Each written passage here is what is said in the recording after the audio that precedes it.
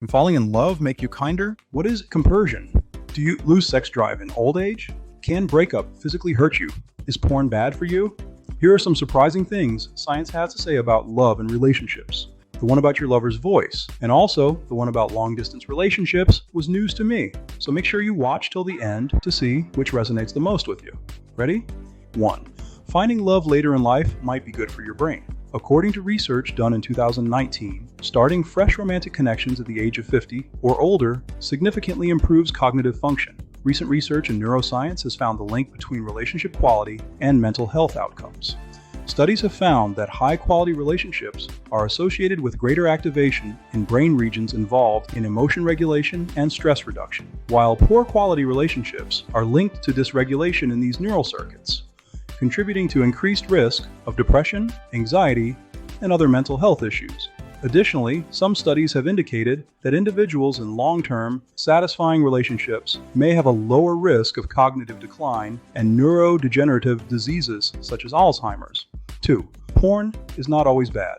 Some research suggests that moderate use of pornography within marriages may enhance sexual intimacy and communication. 3. Did you know that falling in love might make you a nicer person? Being in love can enhance altruistic behavior and generosity towards others, as feelings of connection and empathy extend beyond the romantic relationship to include broader social networks. A 2021 study published in Evolution in Human Behavior explored the impact of romantic love on selflessness and self-centeredness.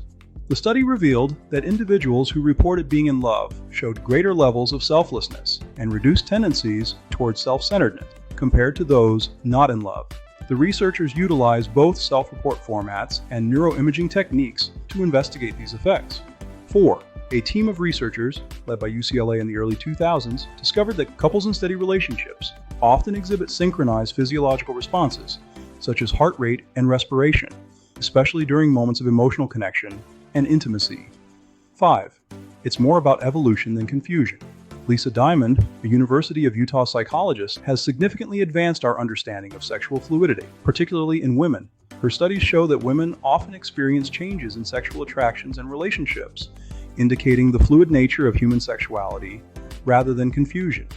Diamond's work also reveals how emotional closeness can ignite or boost sexual attraction, which might alter sexual orientation over time.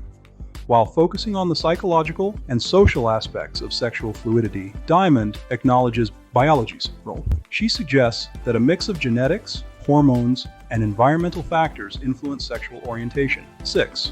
Sex drive doesn't have to diminish with age. Numerous studies in psychology and neuroscience have shown that, contrary to stereotypes, sexual satisfaction often remains high among older adults. And it is not surprising that research also suggests that older couples who report high levels of relationship satisfaction, trust, and commitment are more likely to experience fulfilling sexual intimacy.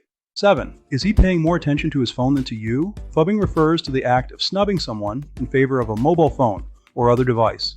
Studies have shown that phubbing can have negative consequences for romantic relationships, leading to feelings of neglect, resentment, and decreased relationship satisfaction. 8. Ever felt like a breakup hurts physically?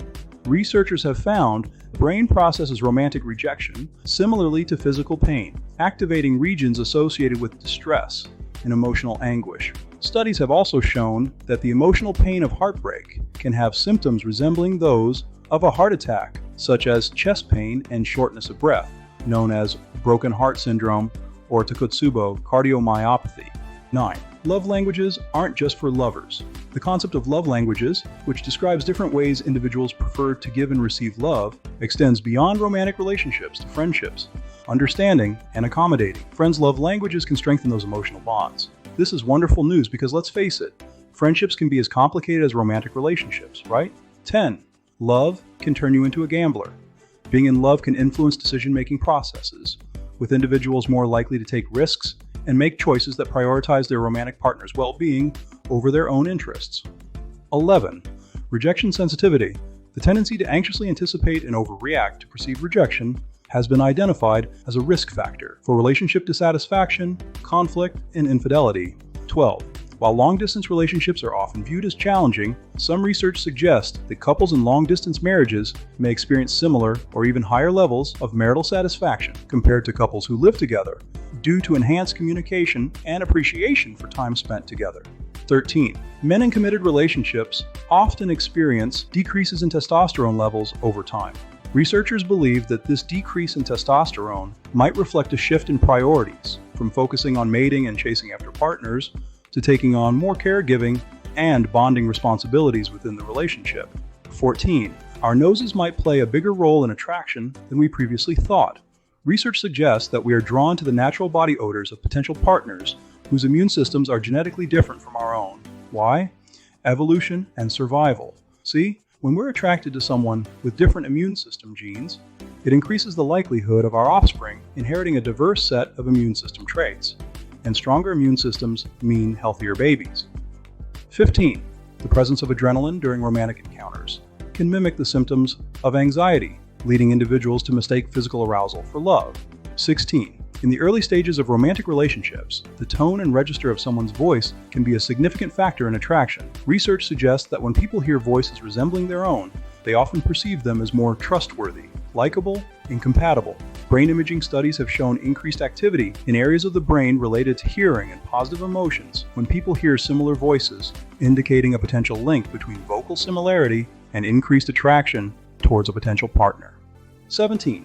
Mirror neurons, first identified in the premotor cortex of macaque monkeys by Giacomo Rizzolatti and his team in the early 90s, are thought to contribute to feelings of empathy and emotional connection between partners. When one partner expresses emotions, whether through facial expressions, gestures, or verbal communication, mirror neurons in the other partner's brain may fire, leading to a shared emotional experience. This process fosters mutual understanding and empathy.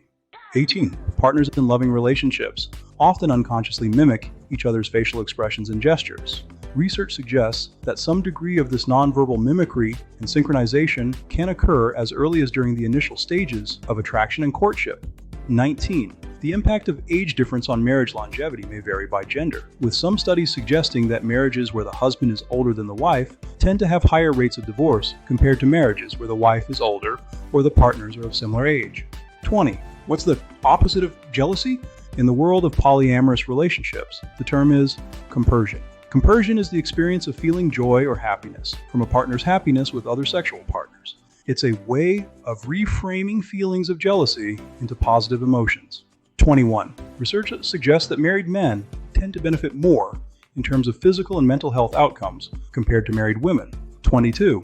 According to John Allen Lee's theory, love can be categorized into 6 distinct styles: eros, passionate love; ludus, playful love; storge, friendship-based love; pragma, practical love; mania, obsessive love; and agape, selfless love. What kind is yours?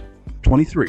Arranged marriages can bring happiness. Research on arranged marriages in immigrant communities in the U.S. suggests that such marriages may not necessarily lead to lower marital satisfaction or higher divorce rates compared to love marriages, challenging Western stereotypes about the superiority of romantic love as a basis for marriage.